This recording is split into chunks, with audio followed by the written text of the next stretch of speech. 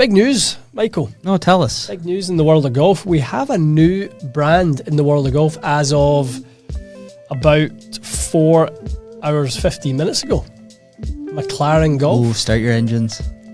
Tell you what, that driver better be fast.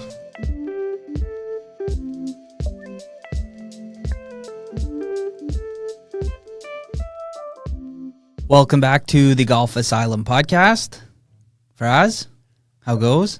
All is well, Michael. Thank you. Yourself? Good. I saw this morning 40 days till the Masters. That's nice, isn't it? We had a glimmer of some nice weather over the last couple of days where it was warm. Yeah. Sun's shining. Snow's melting. And there's light at the end of the tunnel. I think it's the end of this week. There's some warm days this week. Like mid-teens. Nice. 16. I think one day's 18. Thank goodness, because it's been cold. I mean, it's been a long tunnel. Winter has been the eternal winter. I keep saying that to people. We're in the eternal winter up here. For anyone listening in the New York State, that area that got battered with snow last week. 2 feet of snow. What's that? You've had it good for the last couple of years with not a lot of snow. So I don't really feel bad for you. But someone was like, oh, this is horrendous. I'm like, horrendous? You've only had it for a week. We've had it for 5 months. 5 months. I mean, it snowed. December. Started December. It hasn't stopped. I played November 13th, November 14th, we had snow. Yeah. Is that the day we played with Yemen? No. Is that a couple of days before? Yeah. The weather's been awful, but spring is coming up. It's March. Springing. Next week, daylight savings. So good. What are your thoughts on daylight savings? Should we have daylight savings or not? Trump was... he wants to get rid of it, He wants to get rid of it, yeah. I don't really know the argument for... There's some places that don't do it. Like, I know some of the Caribbean islands, they don't do it. Like, right. Caymans, I don't think, does it. I don't like it because the winter, it gets dark early, right? Like, sometimes at 3:30, 4 o'clock, sun's gone. But I will say, when you've got little ones and they've got to do that school run, the equivalent of what would be 7 a.m., oof. It's a tough one because it's the equivalent of like from a daylight perspective. Yeah. It's dark. Yeah, they'd literally be going to school in the dark, and it's it can be dangerous. That can be healthy. Like start your day in the dark. I mean, I can't tell you the last time I've seen 7 a.m. I was going to say you're still doing the roly poly. Oh man.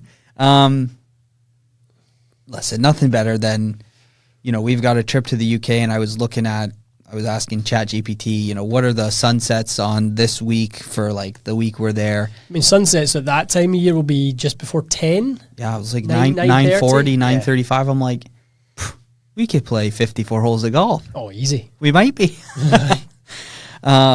That is the nice thing, and especially like from where you're from, like Scotland. Like when I was there in June or July, the sun sets, but I remember.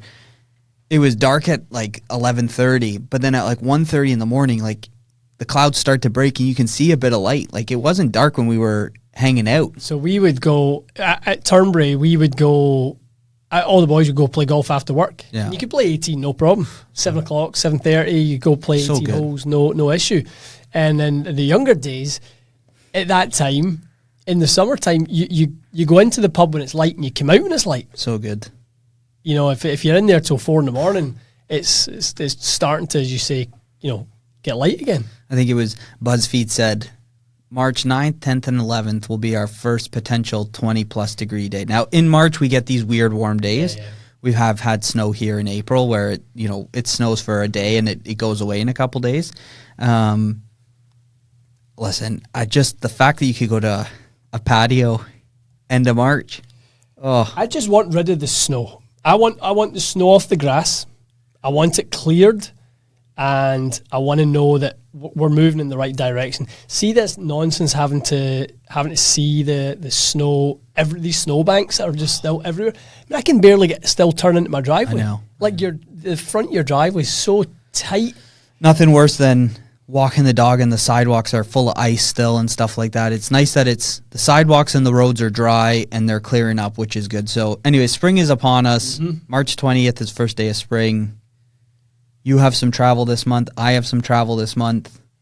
So we're going to play some golf, which is good. What will you have, like 10 games before the season starts?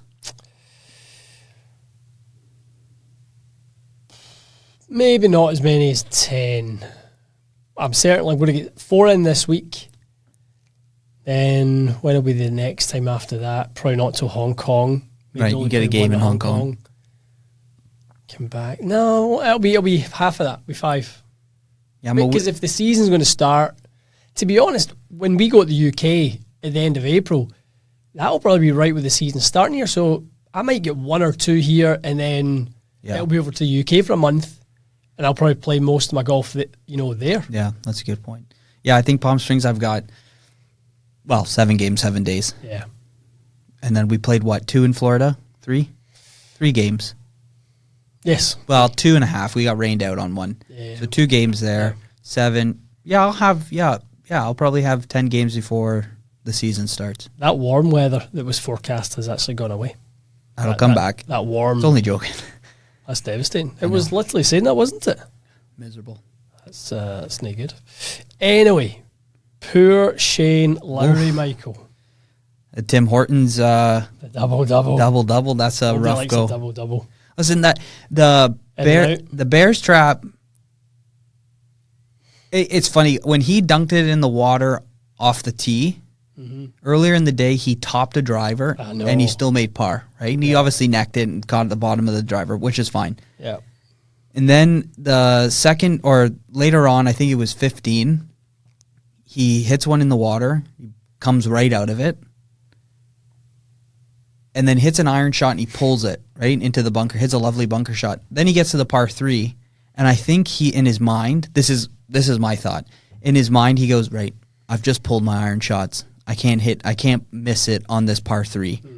He goes to, I don't know, maybe hit a bit of a cut, and the thing just balloons into the water. And he's missed it 30 yards. Well, he's obviously, I saw the tee shot in 16. He's tried to iron. Yeah, he said he had a 3 iron. Yeah, and he's tried to. What at the time he's got? Was it a 3-shot lead? Yeah, he had a 3-shot lead. Yeah. So he's just trying to get it into the house. So the hole is 445. He's trying just to hit something out there 225, and then you hit the second shot across the water, right? So you're probably hitting in 160. So he's going to hit in maybe a little 8, feather in an 8. So he's going to go 3 iron, 8 iron. Nice play. Yep. Takes the right out of play, and he's just got the club behind him. You can see it, like the way he's had to yank his follow through. He's just the club's got late. I think he said in his presser, he's like, I lost the feel for where the club face is for 5 shots, and those 5 shots cost him the tournament. Well, he kind of had it in a string. I mean, through 13 holes, he was 6 under. He said he's never felt as in control and comfortable as he did. So he's kind of playing quite nicely. And as you say, just a brief window. But whether he admits it or not, I did hear him talk about, I just wanted the moment with my little guy. I know that was tough. I thought he was going to start crying. I'll tell you, I was almost starting to cry and listen to him say that. He said, I just wanted her to run on the green. I wanted to just see that her little ginger head, running on the green and have that moment with her. It's just amazing, isn't it? That's kind of what these guys play for. Totally. And there's money, there's all these other things, but it's moments in time. And he knows, like the last time he won an event that was deemed a tour event was the Open 2019. Shame too. His brother flew over. Oh, really? And his brother has a little one who's like 6 months old or something, and they kept talking about. They were talking about. He was working a lot with Bob Rotella. Obviously, Rory's worked with Rotella, so Shane's probably said, "Listen, Rory, I need to figure it out." So Bob was helping him. Scrambled egg between ears. Yeah, and the buzzard was on the final broadcast. Right. He was in the booth with Jim. Was it Jim Nance? Yeah, I guess. And when they were after he dunked it in the water on the par 3, you can see Bones is following his group. And they're walking across a bridge, and Bones does this to the camera crew, like, let's leave him. Just get out of his face. I like that. And I think it was Furyk that said, for those of you who don't know why we say the buzzard, we're talking about Jim Furyk. Yeah. He was like, I wouldn't want to be Bob Rotella right now. He goes, because there's no answer for what's gone on right now. He goes, this is going to be a few week debrief of what happened. We need to go through your mindset and stuff like that. He goes, this would be a tough one to dissect for a player who's so in control of his game to lose it for 5 swings. Kind of surprised he said that, because I don't think it is that complicated because I think at the end of the day, Bob Rotella, if he's just started working with, now has material to work with. He's put himself in a position to win. He's clearly gotten his own way. So, okay, what were you thinking about? Okay, so let's not do that next time. Yeah, that's true. You got to work through the wiring of that cognitive chain, and then he's just going to work to get himself in position again, and then apply it. It's a bit like going through. I suppose it's like a swing change. There's a swing change in the range or in the lesson bay or whatever. Not that hard. It's when you're under a little bit of pressure. Yeah. How do you pull it off? So yeah, it'll be interesting. But Cognizant is a weak field.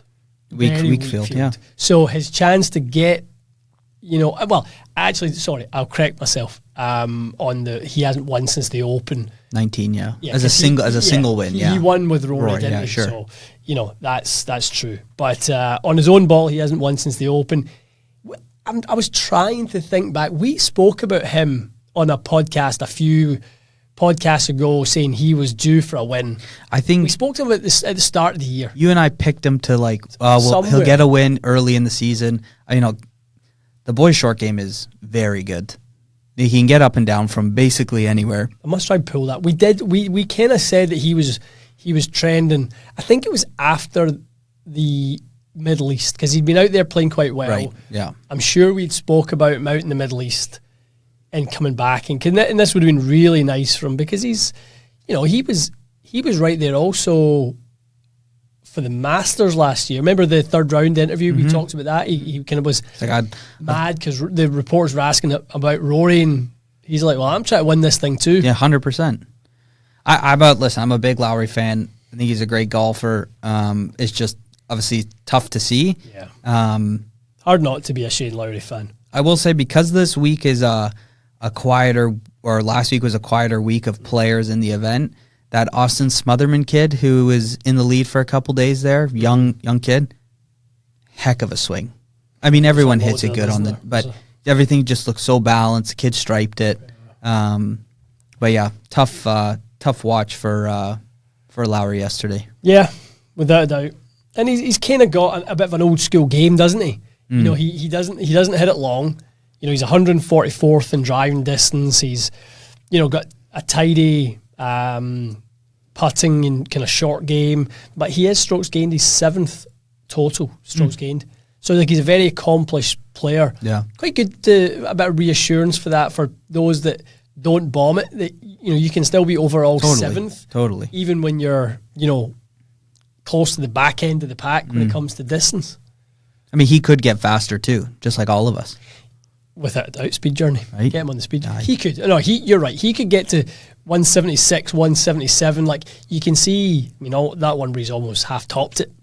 He kind of loves that little bit steep swipe across, just get it and play. He loves that one. Yeah, you never see him really hit the knuckler. Get it up there, launchy. It's always something cutty and it's just obviously was. I think we talk about on the channel at times.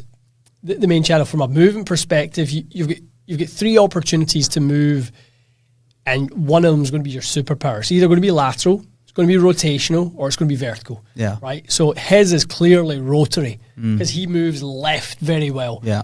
If he had moved a little bit more laterally and vertical, he could get the launch up. He could get the club a bit more behind him. But again, he plays with, it looks like a fraction of a weaker grip.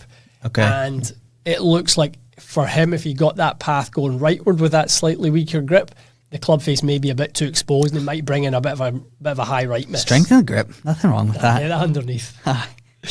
Poor Shane. Poor Shane. I would have loved to have seen him. But the tour moves on to Bay Hill. One of my favourite weeks of the year.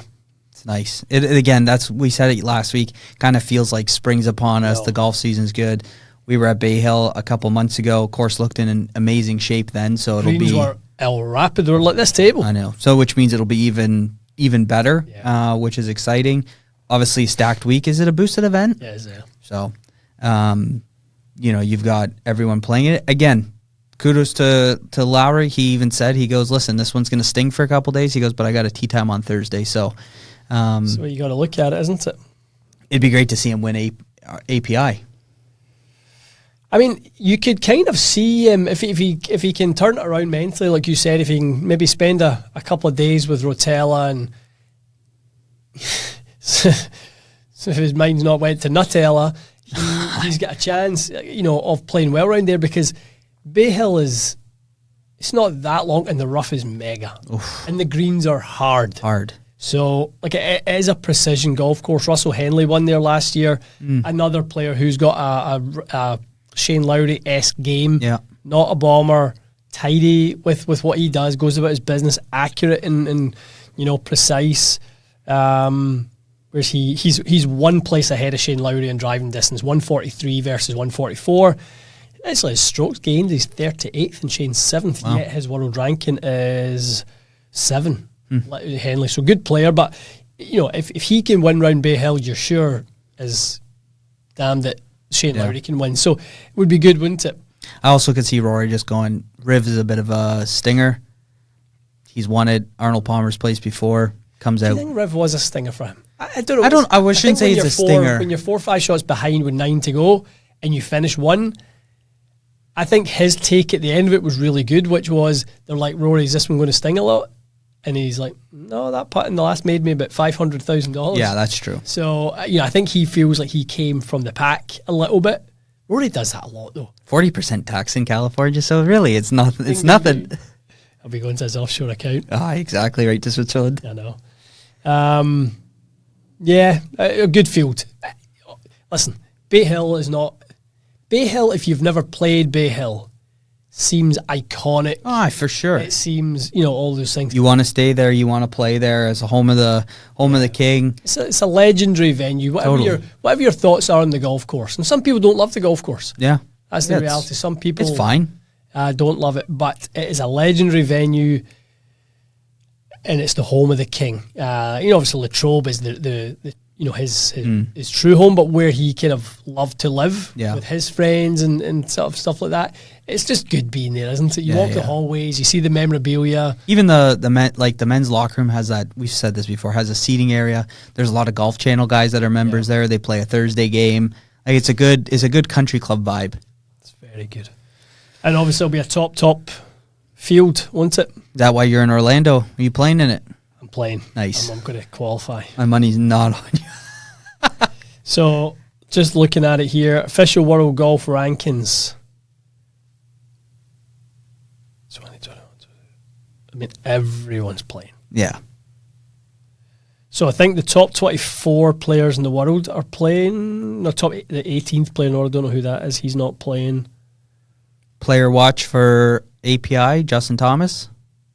You think so? Too soon. I don't know. We'll see. See what he does. Yeah. I mean, listen, I'd love to see it. JT is one of those players. I've said it in the past. There are some people with certain character traits that you want in the game and want to be playing well. He's one of them. Yeah, for sure. The game is better if there's a Justin Thomas that's playing well. It's not like a few years ago when he was struggling with his game and he was getting kind of picks and stuff for Ryder Cups and President's Cups, but he was not really qualifying and earning his way in. That was kind those of picks tough. for those team events. He was a vibes guy for sure. Totally. Super patriotic. Wanted his team to do well, but you're right. They could have gone a different direction. Interesting to see how he plays this week. I watched a snippet of TGL last night. The guy interviewed Tiger, and he goes, "You playing?" It's good that last night. I enjoyed that TGL last night. I love that he goes for his team. He was bringing the vibes. I don't know if he pumped that. I think he'd a few quadruple espressos before it, but their team was going bananas. I will say Tom Kim would be a great guy to play golf with because he looks like he's just having fun. I think he's also going, like he can just high five Tiger and they can just be boys. You know what I mean? Like it's good. He kind of gives Tiger the gears. Remember, did you ever see the clip where he's asking him about how he hits certain called him bunkers? weird. Like, you're weird. I love that. I know, but then every week it feels like when Tiger's there and you can tell Tom Kim's just the little guy, he's picking his brain about stuff or what were you doing? And then Tiger was saying to him I had 3 Masters before you were born. I know, crazy. It's just it's bonkers. And I enjoyed TGL last night. I only watched snippets of it. The guy asked him, are you playing? And he goes, well, I'm playing a Pro-Am tomorrow. He's playing the Seminole Pro member. Is he not? No. Oh, interesting. So he was. What Pro-Am's he playing? He's not playing. He said. Member guest. He said, I'm fit to play a member guest. Okay. So that's all he said. He said, are we going to see you in the SoFi Centre? Are we going to see you at Augusta? How fit are you? And he says, I'm fit enough to play a member guest. Interesting. Yeah. So. Oh, well, Tiger, if you're listening, July 6th and 7th, pal. Hey. You're out if he says yes. Jesus. I'm not even in it. I've invited him. Did you get in? No. A few years to go. Aye. How old do you need to be? 10 years from now. 40. 9 years next week. That's devastating, isn't it? I know. 9 years till I'm 40. You were in next it, and then week. you were out, and now you can't get in it. Don't go there. So bizarre. You need to have a word with somebody in there. Oh, well. Anyway, big news, Michael. No, tell us. Big news in the world of golf. We have a new brand in the world of golf as of about 4 hours, 15 minutes ago. McLaren Golf. Ooh, start your engines. Tell you what, that driver better be fast. McLaren Golf.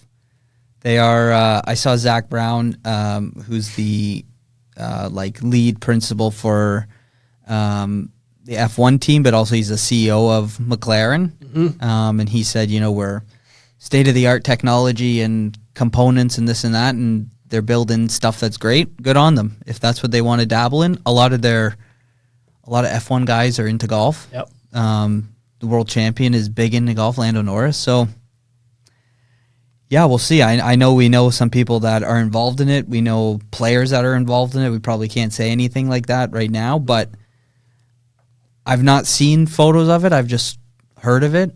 Cool. I mean, good on them. So I've known about this one for over a year. And it'll be coming up 2 years this summer. That this was kind of in the works and kind of what they were sort of planning and really exciting stuff. And like you say, there's some people involved in it, which is going to be really exciting.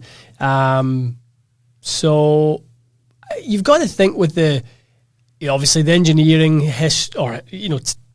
capacity capabilities they have within racing, aerodynamics. Absolutely, they're sort of metallurgy experts. They're carbon fiber experts. Like they're going to have some smart people that might be, obviously applying their trade in the automotive space, but they'll start turning their attention. Sometimes I think that can be some of the most thoughtful people to bring in is disruptors. Yeah. Stop thinking about everything through a golf lens. Totally. I think about that stuff a lot. Okay, what do the best people in golf do? Then what do the best people outside of golf do?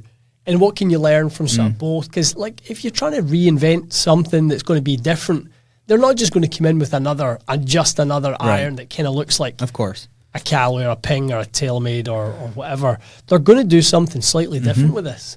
And you've got to think that, with the people that they've got there, some serious IQ power. The nice thing, too, is people might be listening to this and going, a car company thinks they can get into golf. The people that's on the team for the golf division are golf people. Like, they're not... That's right. You don't have the steering wheel guy developing ferrules. Like, they're golf-specific people working on the team. They're running off the McLaren name, which I think is great. I think it's be interesting to see them, hit them. Yeah, it's cool. Listen, I think a lot of people are gonna buy the irons, especially for the golfer who has a bit of cash and wants something different. Without a doubt. Like the PXG craze back in the day. The PXGs, when they first came out, was the banker's bonus. Everyone was buying them because they were expensive. I mean, we fit so many guys. They'd come in just want them because they were fit them to so high end, yeah. Sirxons, and they go, now I want the PXGs. Okay, no problem, right? And they were expensive. I mean, my God, they were expensive. Yeah, double. So who knows? Maybe the McLaren takes off like that. I think the brand, again, being UK based, very posh. I mean, the McLaren car is obviously beautiful. Yeah. So yeah, excited to see where that goes. And then next year, the IM protos come out, Ian and Mike's proto irons, and people go nuts. Just wait. That's breaking news. Well, the thing is, like, there's other companies in the past, like Bentley have golf clubs. I mean, they were mints. Right. So that's what I want people to, I want to kind of sort of emphasize this is not that. No, this is not no. a McLaren stamp on some made in blank garbage. head that's made in somewhere in Asia. This is engineered performance. Again, we can't say, but we know some of their designers on the guys they've designed product before that's good. So it's, again, you're right. It's not the fake Louis Vuitton. It's a real deal product. So it's not just like a luxury product, or like a just when you go to wherever it is, Mercedes, BMW, Porsche, and you go in and you can buy a golf accessory with that brand golf on bag, it. or that's what I want people to realise. This is not that. No, this is McLaren Golf. They'll be an OEM. They'll genuinely make high end products. It's funny, they didn't have a product at Honda when I bought my car. You've never owned a Honda. I never owned a Honda before. I probably should have financially. All right. Okay, Michael. Oh, okay. We have a new segment. Oh, sorry, what were you going to say? No, I was just say also LIV Golf Hong Kong this week. Oh, I tell you what you've done. You've saved me there. I'm a big LIV guy. Anthony Kim prediction. I think he'll finish top 15. That'd be good. Yeah, I think he'll finish top 15. He's been playing a lot. He's been out of that resort in Thailand. I think it's like Robbinswood or something like that. He's been there all week, or for maybe 2 weeks with his family. Super private resort. Absolutely stunning. Looks great. Have you ever watched White Lotus? No. First of all, great show.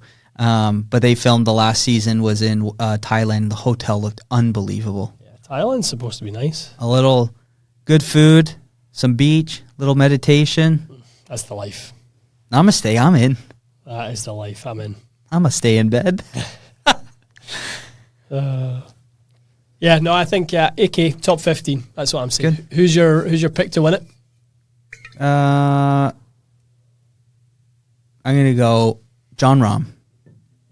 To get it done. Mm-hmm. Has he won an individual one yet? I know we talked last time about how many seconds he's had. Didn't he win LIV Spain? Or was that... No, that was Dustin Johnson. Was it? I think so.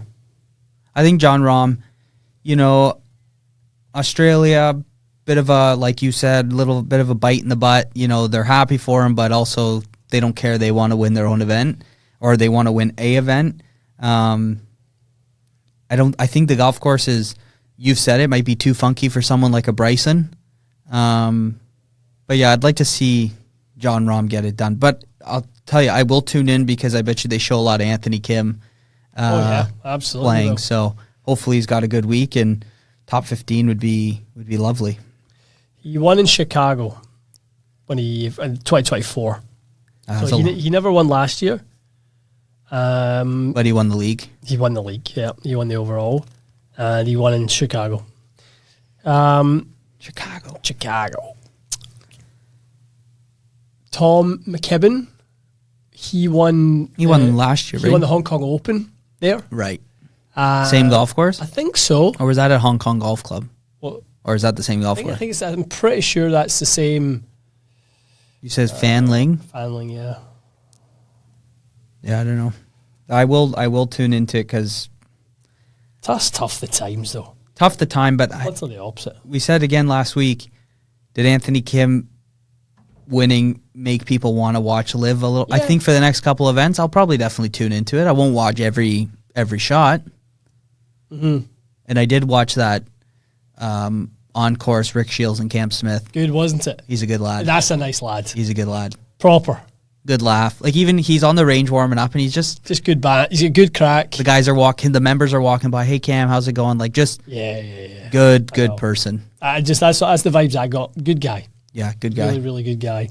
Like us, couple of good guys. Couple of good guys. Just a couple of run-of-the-mill good guys.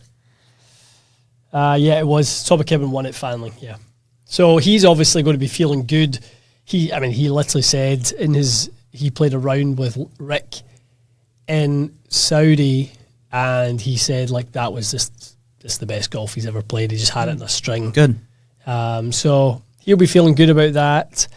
Bit of a weird one that Mickelson for the third event in a row. I mean, there's only 14 of them. Third event in a row, he's not playing again.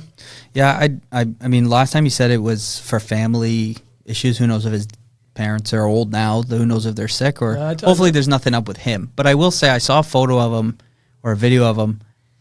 It looks like he played with Grant recently. It looks like he's put on a bit of weight again. Right. Maybe he's off his coffee and his gummies, but he looks like he's put on a bit of weight because he was really skinny at one point. Yeah, I think he was chasing the health lifestyle, wasn't he? Oh, good on him. Mm-hmm. Chase it while you can. Absolutely. I tell you what, he was hitting it short though in that video relative to him. Like Grant was hitting it by him most of the time. Grant's not that long. He's like a 162, 163 ball speed guy, like 160 even sometimes. Really? Grant was giving him, which is a bit odd that Kidding. That he was kind of like, I would say at least 50% of the video he was past Mickelson off the tee. PGA Championship, what was Phil? Phil was fast. Yeah, he was using that long Ventus Black at that time. Was he like? He was like 178 to 180. Yeah, I was gonna say 180. That's insane. Yeah, no, he was hitting it deep. But I mean, again, that was 2022. That was something like 21, 22. Like, I mean, he was in his 40s. I mean, like 5 years when you're that age. Well, Phil was 51. Sorry, yeah, when you're in your early 50s. Yeah, how old is he now? Philly Mick. He's got to be at least 54, 55. 55 is my guess. What is Phil? He is 55. PGA Championship 2021. So that'll be 5 years ago this year. So yeah, that was a while ago. So obviously, yeah, I don't know if it's him.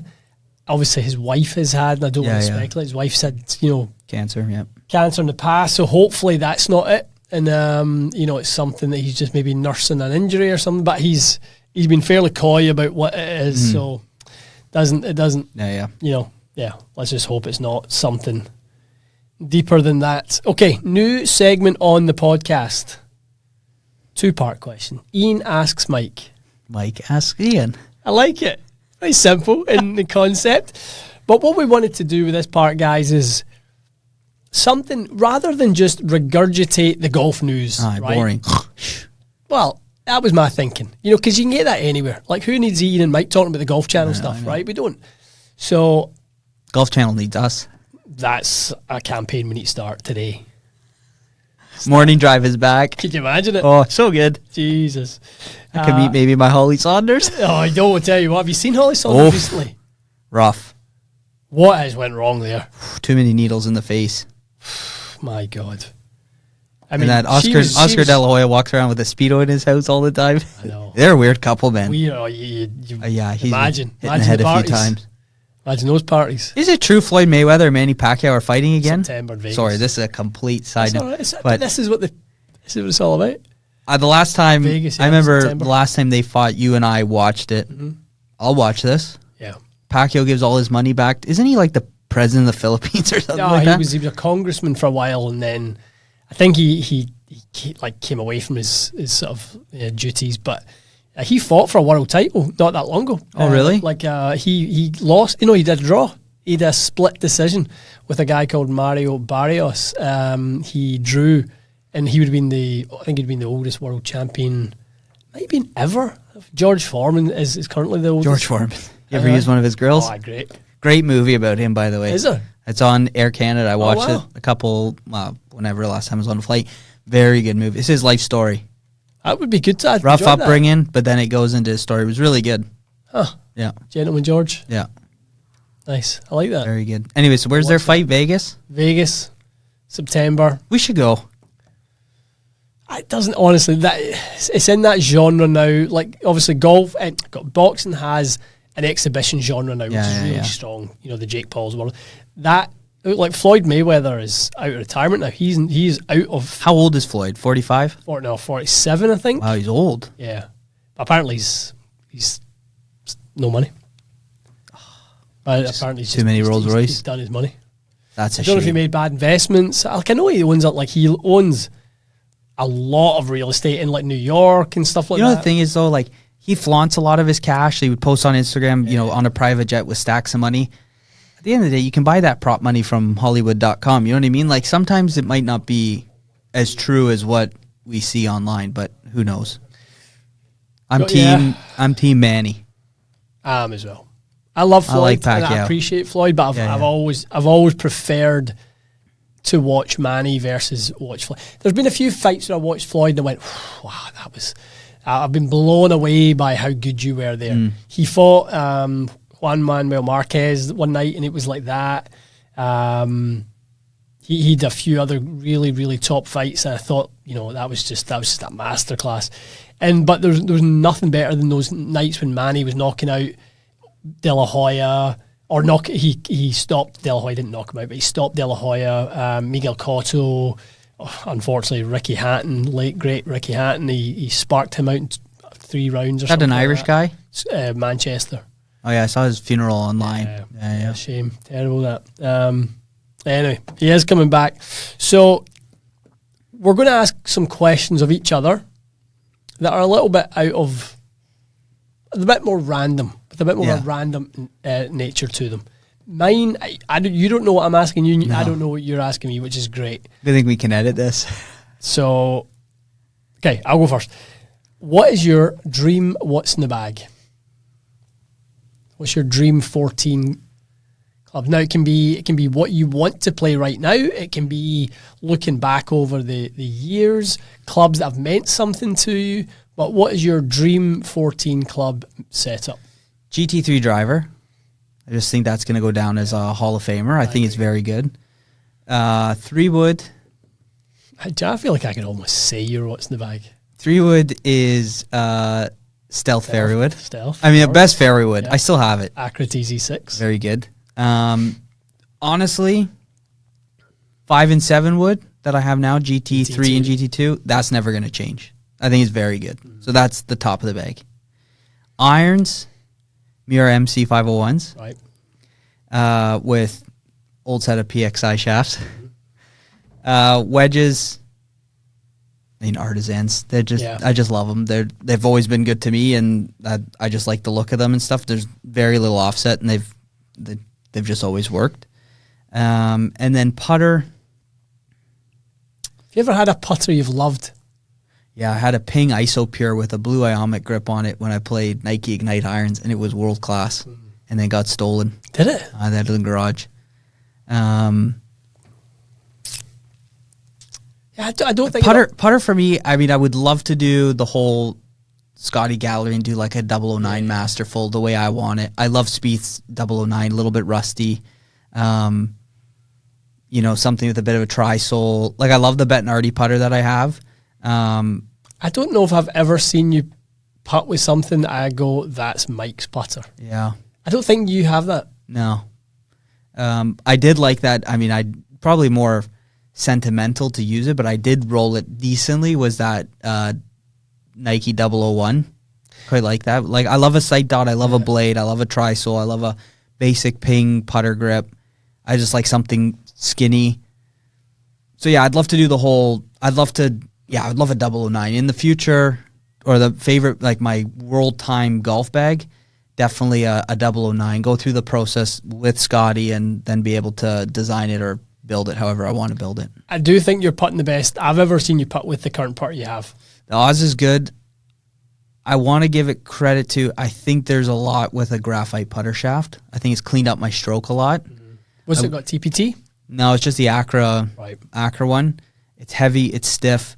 I was rolling putts the other day with that Bettinardi, just has a straight steel shaft and can actually feel the shaft. You can feel it moving. So if I ever went back to the blade, I would definitely put TPT or Diamana or an Acra back in it. I've got TPT Pulse coming for that Phantom.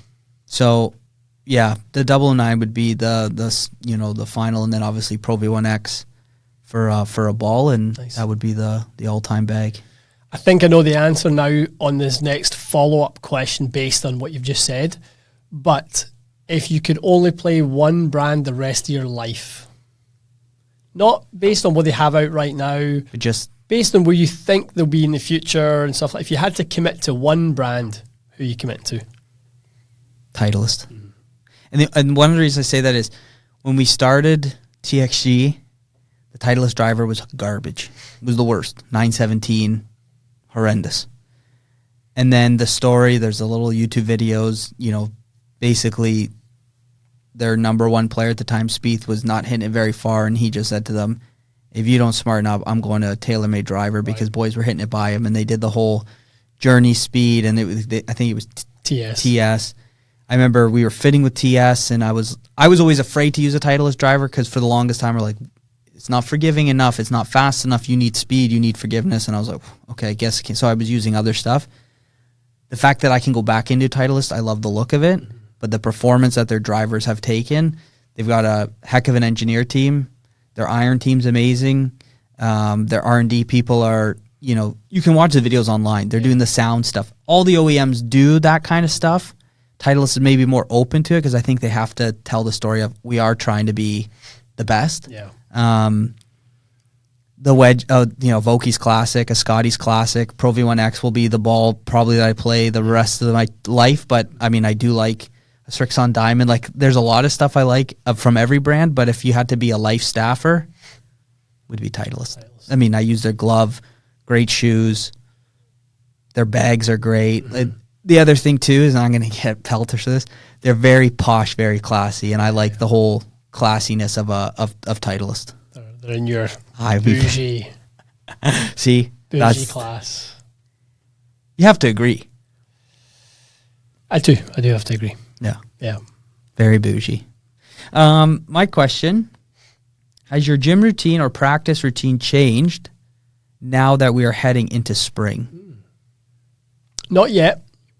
I will say practice is starting to change up a little bit. So like I'll taper my practice towards the weekends. I try and play more when I go to the sim now. Like yesterday I played 9 holes at Pebble Beach on the US Open tees. Oh, cool. Long course. What do you think it was through 9? I actually never played, like my back was starting to hurt. I played 8 holes. 2 under. No. More? No, this is with auto putt, right? Oh, okay. 8 under. I was 7 under through 8. That's good. I was 7 through 8. To be fair, even if it's auto putt or not, I know you can putt well on sim. You've got it. I put the gimmies 8 feet, so you've got to be hitting it close. Yeah, you still got it. Yeah. And I think I went birdie, par, birdie. I think there was an eagle in the long par 5. Like it was 7 under. Did you play front 9 or back 9? Front. Okay. Yeah, I was going to play the whole round, but as I said, my back started to kind of hurt a little bit. I've been pushing the driver speed a little bit. So, yeah, I'm starting to taper my practice a little bit. Gym routine has not changed. The stuff I've been doing with Aaron has been... So we're in phase 2. So we've kind of done the first, I guess it's like a foundational strength phase. Now we're starting to kind of do more like of the bigger lifts, more the squat type stuff. So no, it's still trying to add some weight. I mean, March, really for me, the season doesn't start for another 2.5 months.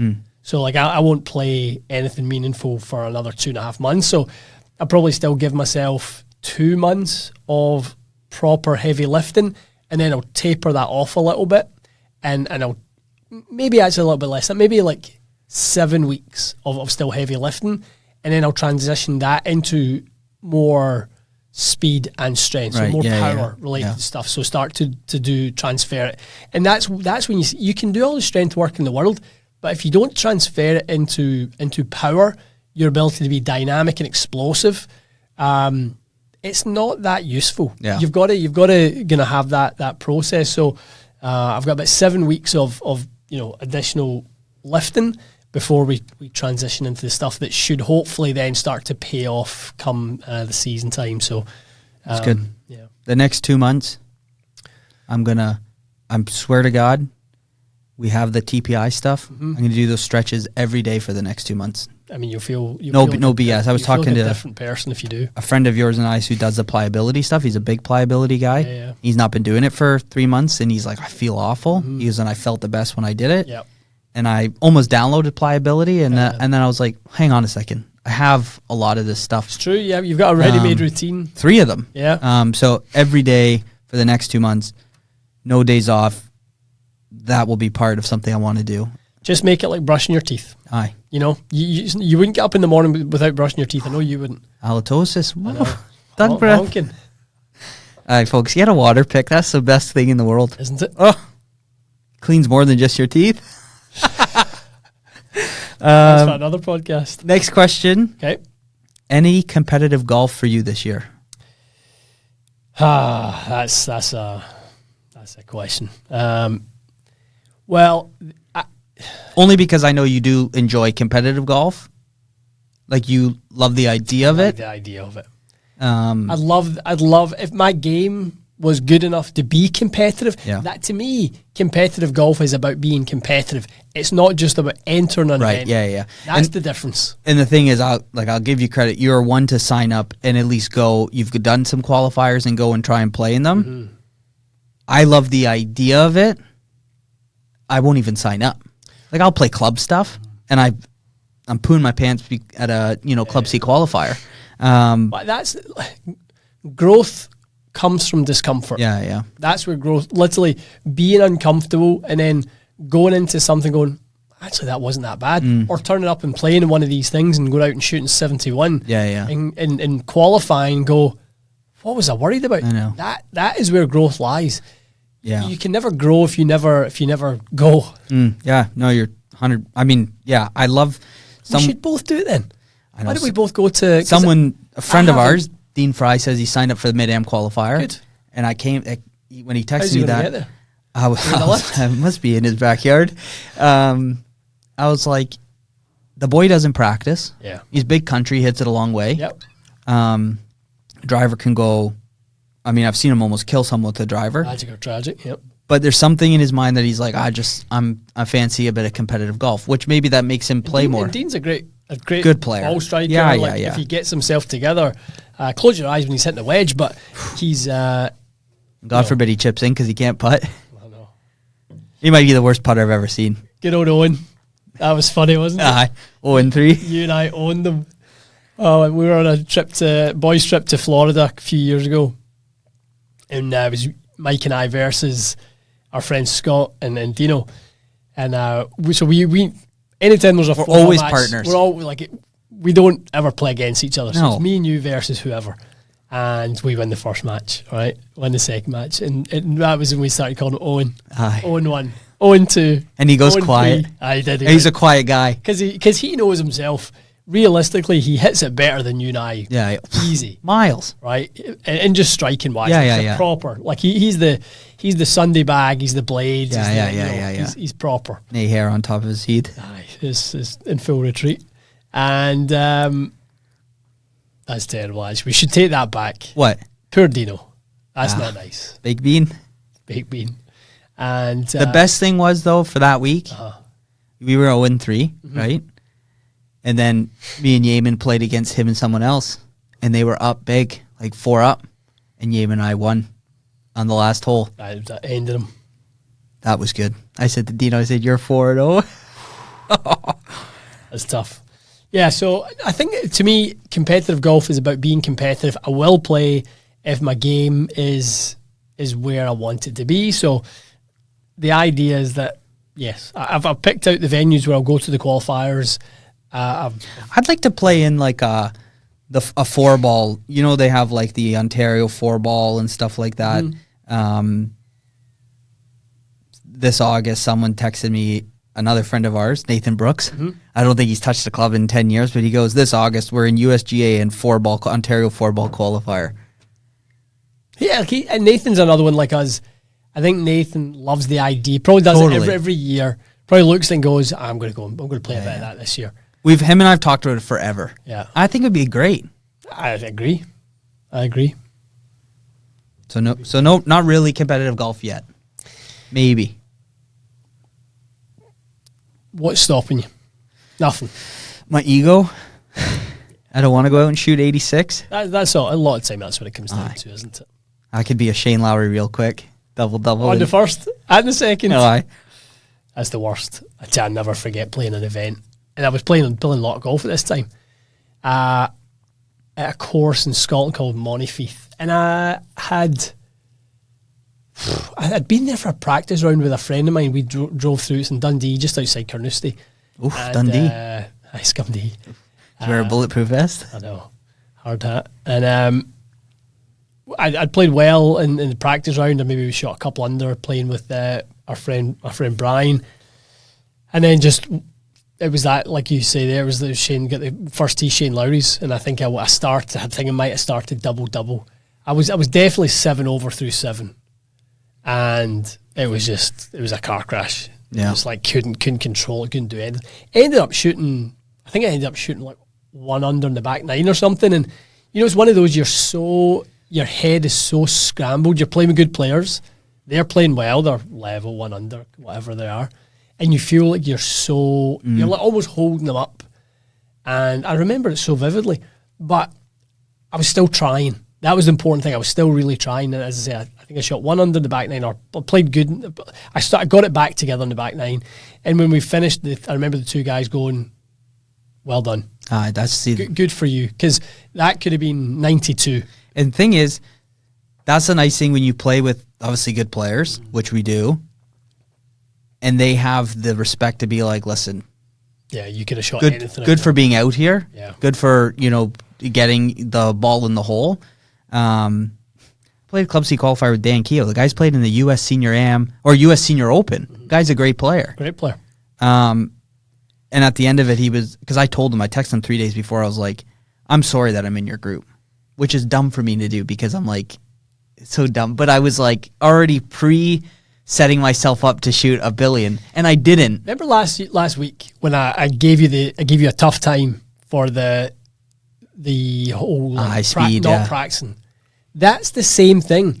That's a character flaw that you've got, is that you feel like you have to defend yourself. I totally self-sabotage by kind of like apologizing, or you create a safety net under yourself. I know. So dumb. For like not performing, whether it's on the day of the speed journey and you don't get any faster, you will create a safety net. I didn't practice. I know, when you did. I know. You might not practice every day, but you done some. And it's like that type of thing as well. Like, texting somebody who he's only interested in what he shoots. I know. Right? I know. And it's fine like to say that now. I'm like, I don't want to be the guy that holds the group up. I know. Which is dumb. It's never going to happen with you. No, I know. And the thing is, the day before, go out, a couple over through 9. I'm like, if I do this, qualify, no issues. But it's the nerves. It's dealing with the nerves. The nerves. The emotions and the nerves. 2 years ago, I remember you said, "Listen, go early, chip a few balls, whatever."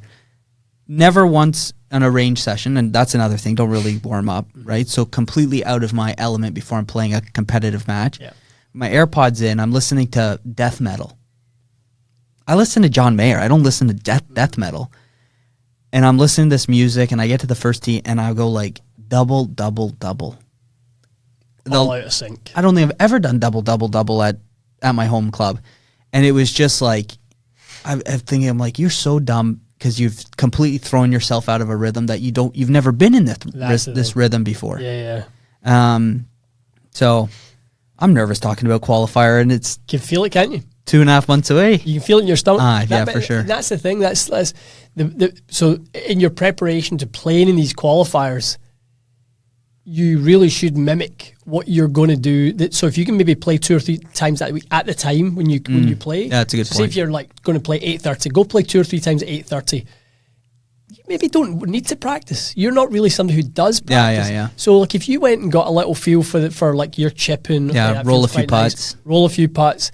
Maybe hit a couple of contact shots just to feel like that might be plenty for you. Yeah. Doing practicing or warming up, I almost warm up like I'm practicing, but that just feels good to me, because I need to kind of get into that rhythm. I need to get my speed up, because my starting speed and my sort of like once I've warmed up speed are so different. So you and I need an episode with Bob Rotella. I know, a couple of basket cases, don't we? Awful. I know. I really do want to get as a guest on the channel.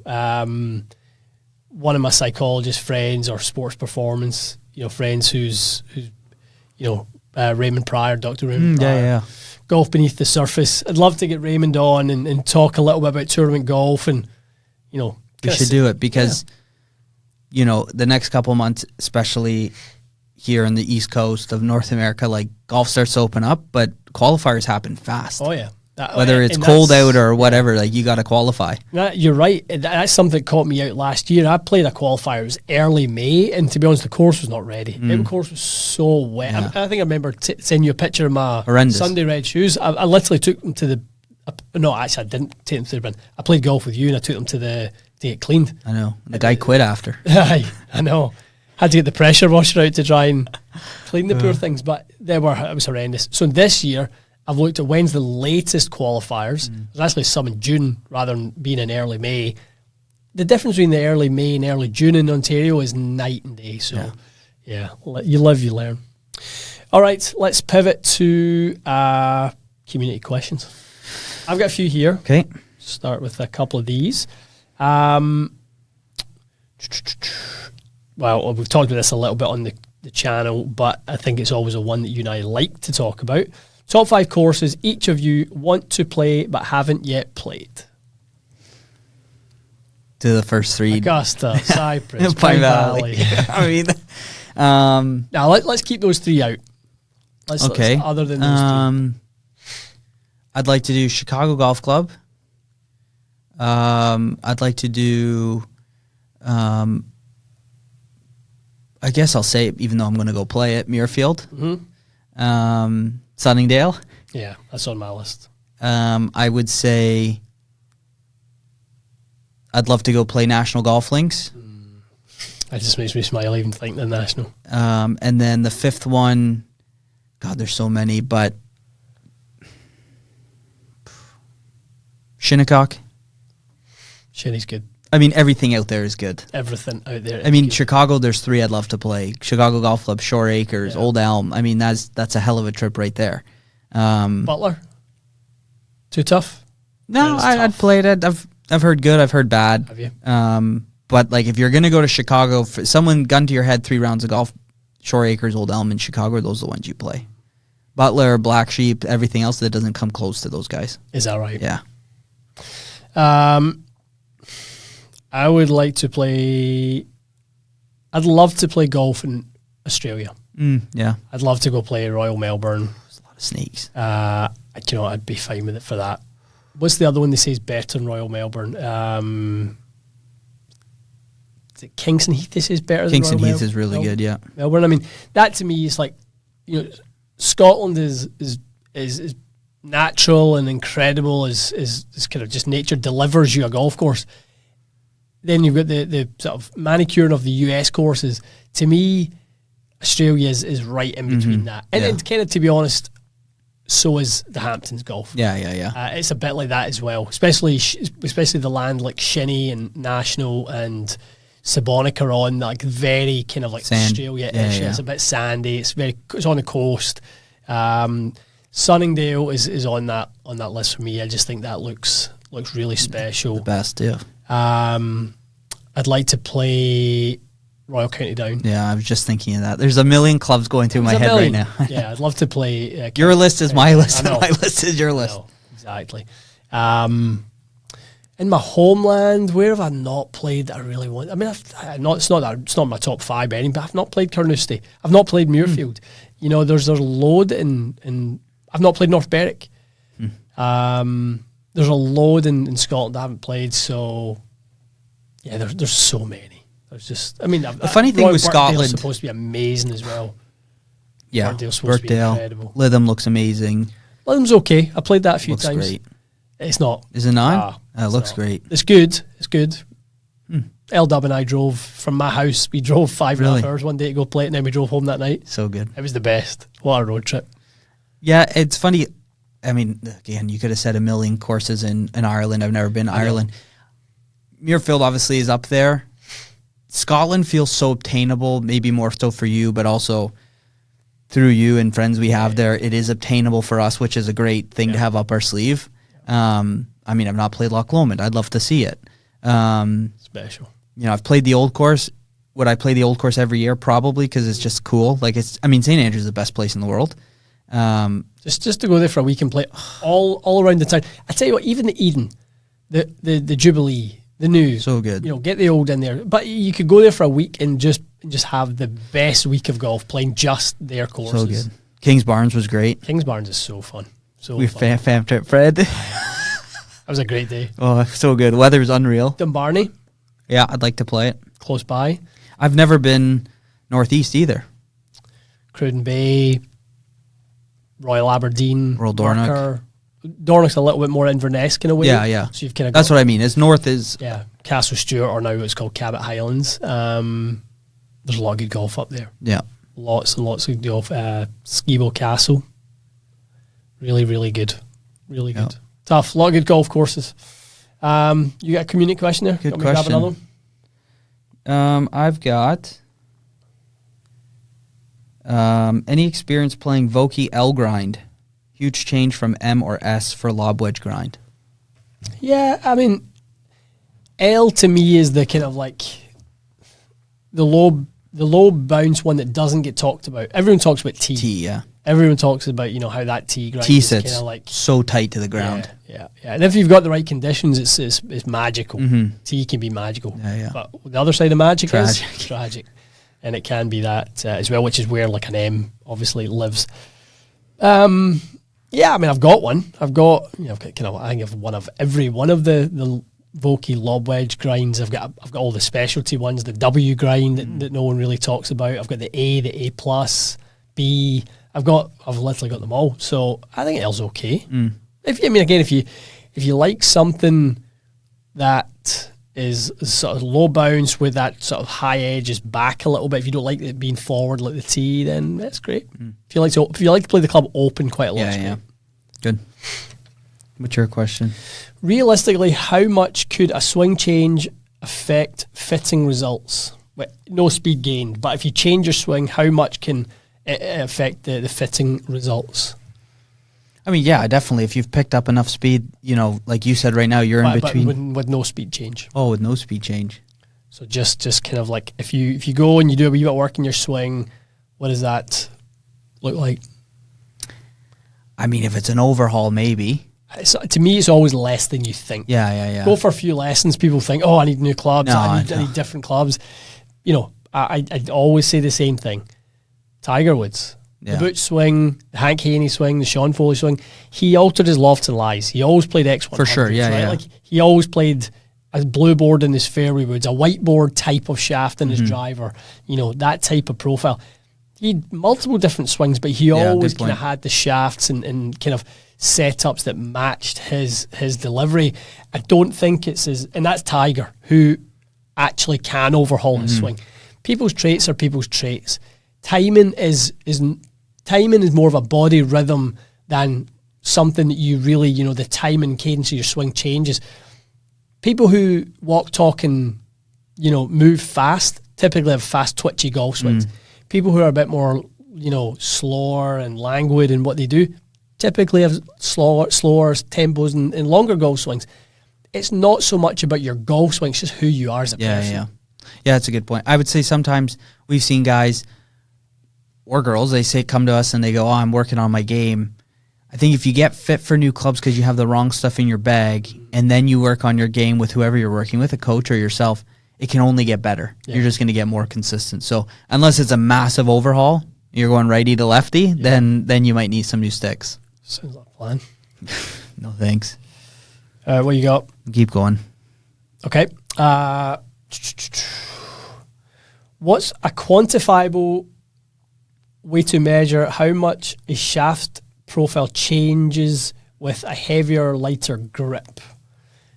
I don't think it will. It's not a shaft profile. It's not going to change depending on the grip. The balance point of the golf club will shift, but the dynamics of the golf club will not shift. Yeah. The way you load it will still be the way you load it. It's just going to be how you perceive the balance point closer to your hands or closer to the club head.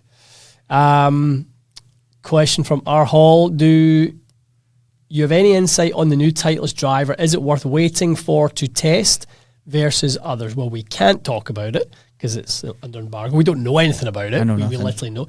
Now, they've led with speed again. So while everyone else is chasing, you know, forgiveness, and you know, again, a lot of them are still chasing 10K as the story, and you know, obviously Ping with the G440K and stuff.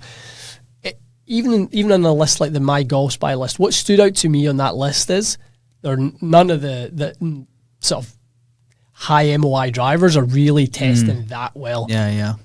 Performance lies in balance. Balance of speed, balance of adjustability, balance of forgiveness. So, I think Titleist, they're hungry to have the fastest driver. Back to it's a good story from Spieth. Like, if you guys don't change this up, I'm going to go play something else.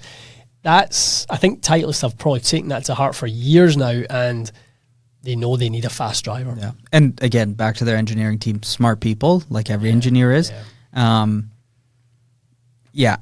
messaged me when the whole thing came out, that little black photo they posted that said fast is coming or something. Yeah. Someone said to me, is that a bit early for Titleist? Well, retail date's probably not until when? July, maybe? August? Really? Huh. Yeah, a lot.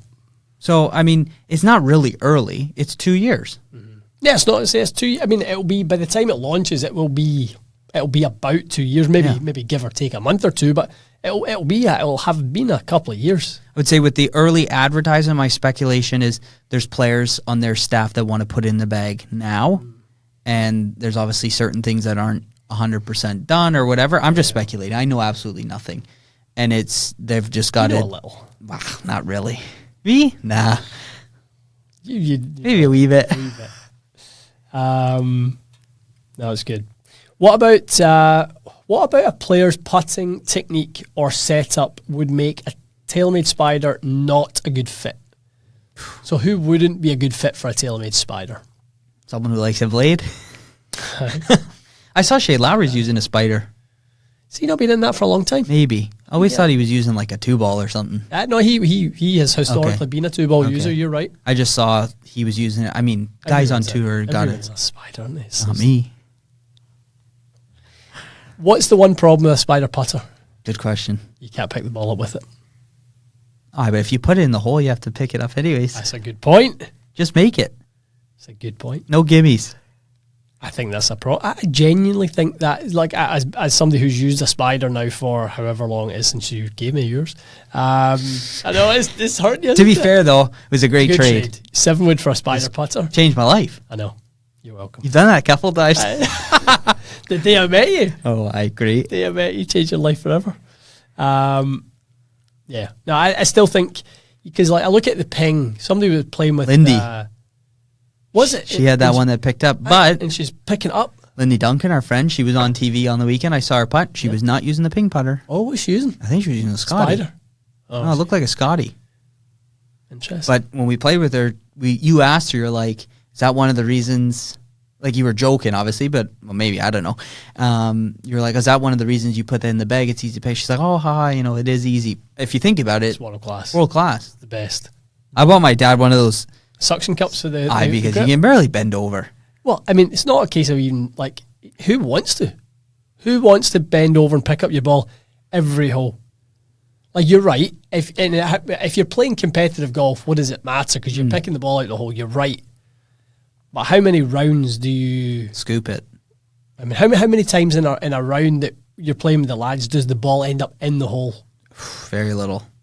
Depends on. A good question, I've played with guys who their gimme range is the ball's still moving, is 25 feet away, and they just whack it back to you. And you're like, what's going on here? I know. And I've also played golf with guys who, like Yeaman, who has a sore throat 2 inches away, and he's not saying anything. Come on.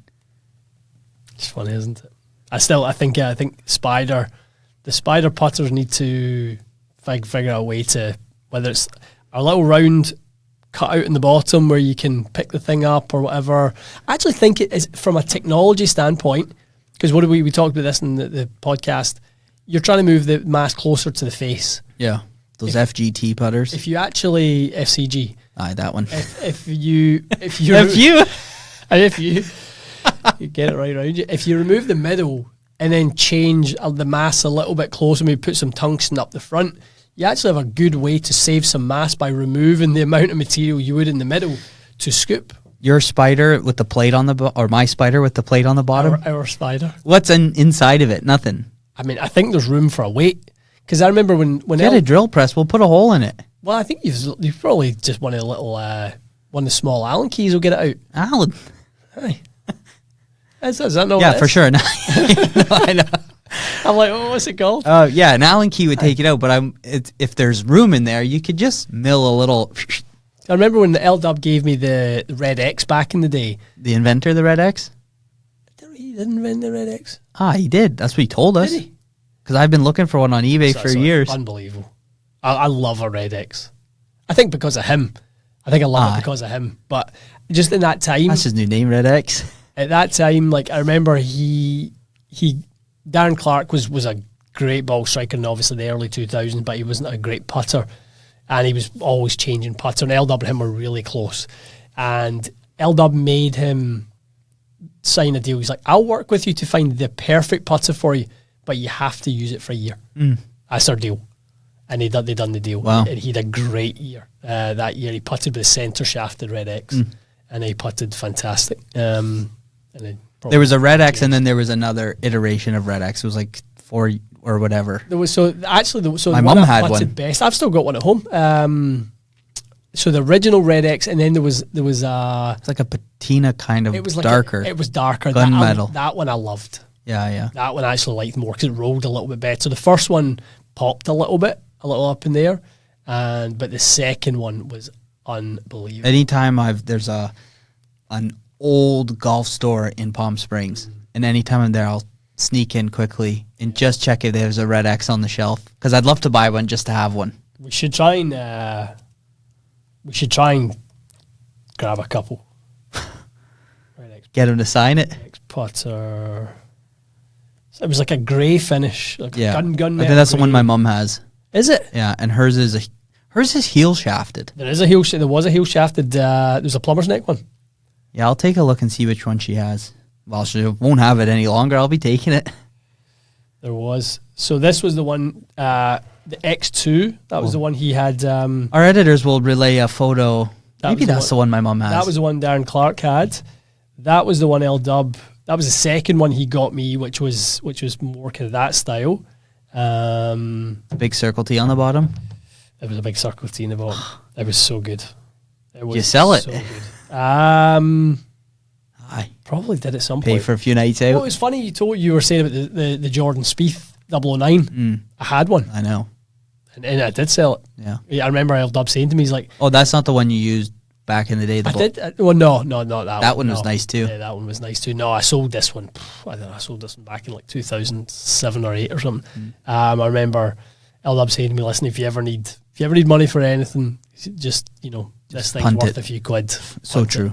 I think I got £5,000 for it, £6,000 for it. At the time, I mean, that's the most money you've ever seen when you're 20. The tour putter, I had that Terillium insert. I wish it worked because I love the look of it. I remember I bought it for $1,000 because someone needed cash. Yep. And I sold it for I traded for $3,500 worth of product. That's the other one. I don't know which one she has, but I think it's something like that. That's the one with the red X with the darker finish. We'll make sure we'll take a few screenshots and post these, overlay these for the podcast. Yeah. Anyways, that's a long one this week. We've been in this podcast, folks, for 3 hours. No, feels like 3 days, doesn't it? Every week when we do this, we talk more off camera than we do even on camera. The thing that this has been running for an hour and 15 minutes nearly, and Jesus, and we probably talked for as long as that before we even hit record. You Crazy. talk some garbage. I know. That's all right.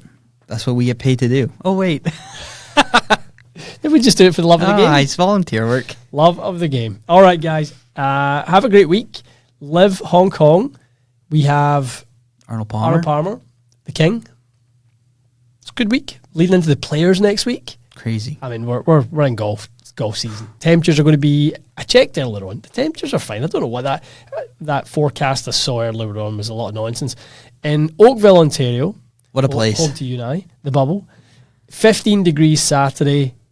10 degrees Sunday, 12 degrees Monday, 16 Tuesday, 12 Wednesday as of right now. So we're in good shape. See you later, Trending. By halfway through next week, the snow will be... I'll be suntanning. Other than the big snowbanks, off all the grass and stuff like that, it'll be gone. To be fair, I was at the golf course on Friday. Yeah, soggy mess. No, snow everywhere. Aye. It will be a soggy mess. So once it all... I'll tell you where the soggy mess, our backyard's flooded. I know. Our hot tub Our hot tub our hot tub exploded. Oh, so your mouth just exploded. That's tremendous. What a great way to sign off the podcast. See ya. Bob. See you next week. Have a good week, guys.